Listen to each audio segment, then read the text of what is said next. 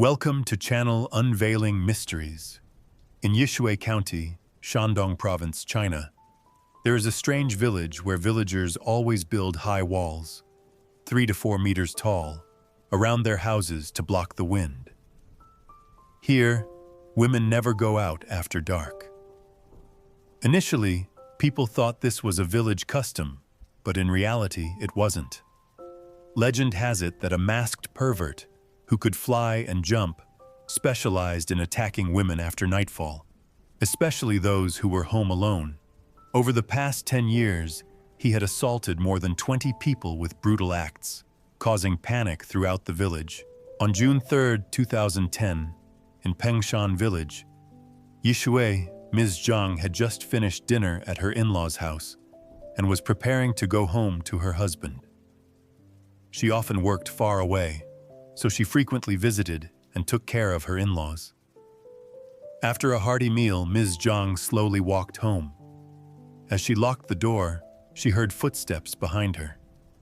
Startled, she turned around and was grabbed tightly by the neck from behind by a pair of large hands. Despite her struggles, Zhang quickly lost consciousness due to the attacker's strength. Sometime later, she awoke to find herself naked in the courtyard, her whole body aching. Zhang understood that she had been assaulted. She tried to put on her clothes and ran to her neighbor's house for help. The neighbors opened the door to see Ms. Zhang with disheveled clothes, bruised eyes and neck, and her body covered in excrement from losing control. They quickly took the victim home and informed her in-laws. Welcome, dear listeners. I'm back. Don't forget to like, subscribe to the channel, and turn on notifications to receive exciting videos broadcast daily at 11 p.m. At 11 p.m., Ms. Zhang's in-laws received the terrible news and immediately rushed to their daughter-in-law's house. When they saw her miserable condition on the bed, they couldn't help but shiver. Zhang's neck and eyes were severely bruised, her eyes swollen red, no longer showing the whites of her eyes. Due to the severe injury, Zhang was temporarily blind. Her mother-in-law sorrowfully held Zhang's hand, but her hand was cold, without warmth. Ms. Zhang lay on the bed, crying incessantly, while her in-laws were both pitying and angry. They considered Zhang their own daughter and could not accept that she had been treated so cruelly.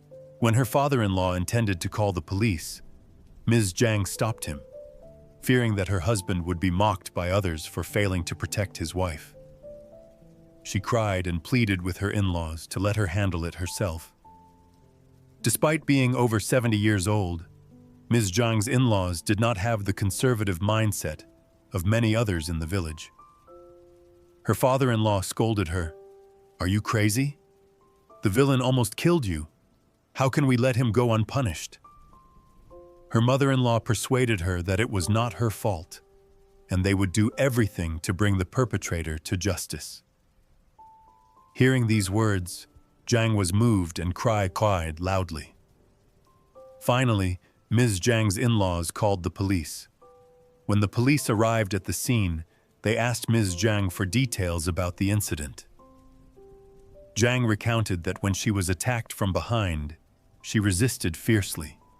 Being a farmer, she thought she could overpower her attacker, but he was too strong. When she turned to get a clear look at the assailant's face, she saw he was wearing a mask. She tried to pull off the mask but couldn't because it was too slippery, as if oiled. She then passed out from being choked too hard. When she woke up, she realized she had been sexually assaulted. After hearing Zhang's statement, the police conducted a search of the scene. They found suspicious footprints on the dividing wall between the victim's house and her neighbor's. Through comparison, they determined these footprints belonged to the same person. The neighbor confirmed that there had been no footprints there before, indicating these were the attacker's traces. From these clues, the police deduced that the attacker had climbed from the neighbor's house into Zhang's house and hidden in the courtyard, waiting for an opportunity. They also noticed he was very cautious, not uttering a word throughout the attack. making identification more difficult. From these behaviors, the police believed the attacker was experienced and familiar with the layout of the victims' and neighbors' houses, possibly an acquaintance. After identifying the scope of the crime, the police began investigating in the village and discovered that the perpetrator's crimes were not limited to Ms. Zhang. As police went door to door, a woman living alone named Zhao Ling caught their attention. Faced with police questions, she constantly avoided eye contact and stammered her answers, raising significant suspicion. Finally, under police pressure, Zhao Ling broke down crying and recounted her own assault. Like Zhang, her husband worked far away, and she lived alone.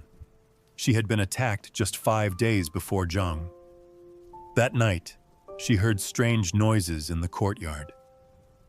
When she went to check, a masked man choked her and dragged her into the bedroom. After losing the strength to resist, she was brutally attacked. When she woke up, her body was covered in bruises.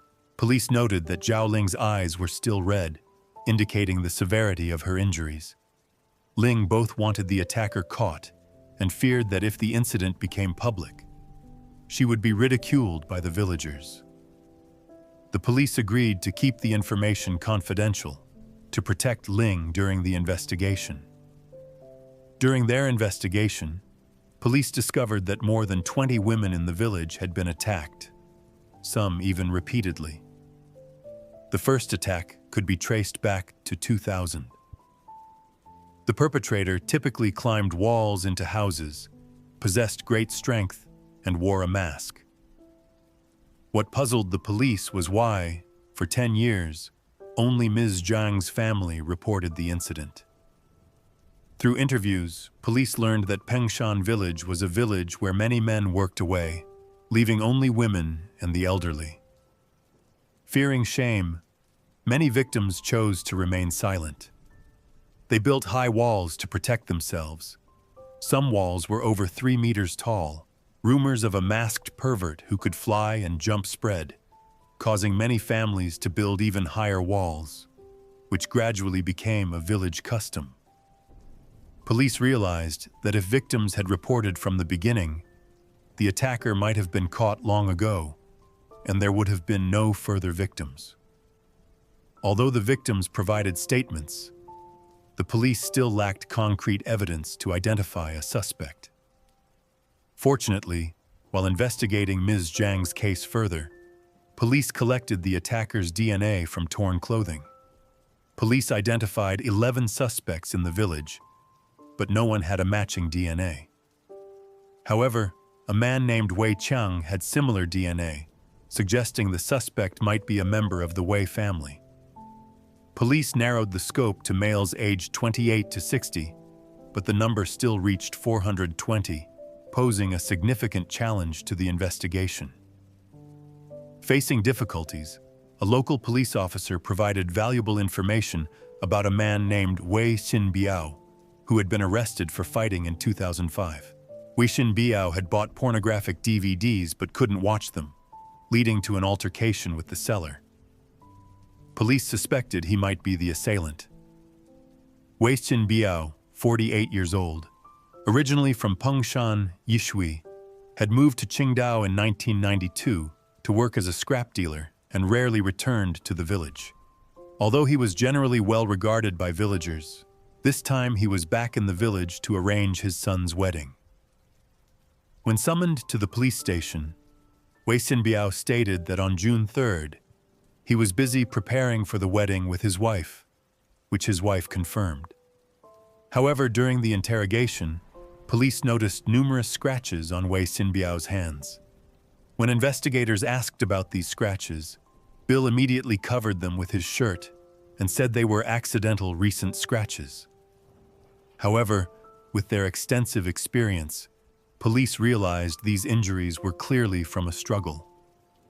In addition, Wei Xinbiao's unnatural demeanor further increased suspicion. At the same time, police received approval from their superiors and proceeded to search Bill's house. In his closet, police found a tablecloth with two uneven holes. Upon comparison, they realized that this cloth could be used as a mask, with the two holes perfectly aligning with the eyes. Recalling the previous statements of many victims that the attacker always wore a mask, police noted this coincidence. Investigators brought the cloth back to the station and questioned Wei Xinbiao about its use. Although Bill did not admit the cloth was his, DNA test results showed that his DNA perfectly matched the DNA found on Mrs. Zhang's clothing.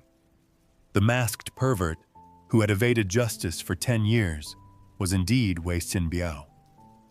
During the interrogation, Bill confessed his true intentions. 10 years ago, he became addicted to watching pornographic films, and the scenes in them created an unceasing craving. However, he no longer felt attracted to his wife, who was growing older and weaker. Therefore, he shifted his attention to women living alone in the village. The first time he committed the crime, Wei Xinbiao was very anxious, fearing discovery, so after completing his criminal act, he quickly left Pongshan for Qingdao. After learning there was no commotion in the village, he became more confident and continued to return to the village to seek victims. Gradually, he became bolder and more adept at committing crimes. If there were no new women in the village, he would return to attack old victims. Many times, Wei Xinbiao sought new thrills and did not hesitate to attack even relatives and friends. Throughout those years, all the victims remained silent, making him believe they were complicit and enjoyed his actions. This made each crime feel like coming home to him. But Ms. Zhang's family changed everything, exposing Wei Xinbiao's crimes in just 3 days from the time Zhang's case occurred. When he was arrested, the villagers of Pongshan found it hard to believe that the man they had always thought was gentle was such a cruel perpetrator, especially those victims who hadn't known who the attacker was, including Bill's own relatives and friends. In April 2011, Wei Xinbiao's case was brought to court. Due to the privacy rights of the victims, the trial and sentencing results were not publicly disclosed. However, given the heinous crimes Bill had committed, a life sentence would not be too severe. When Wei Xinbiao was arrested, Pongshan village returned to peace. Villagers celebrated and hung banners thanking the police. However, Bill's family suffered heavy consequences. His son was about to get married, but this incident caused the wedding to be canceled. No one wanted to marry their daughter to the son of a pervert. Looking back at the entire case, most of the women, after being attacked, chose to remain silent to protect their honor. But it was precisely that silence that allowed the attacker to continue his rampage. If not for the courage of Ms. Zhang's family, no one knows how long Wei Xinbiao could have evaded justice.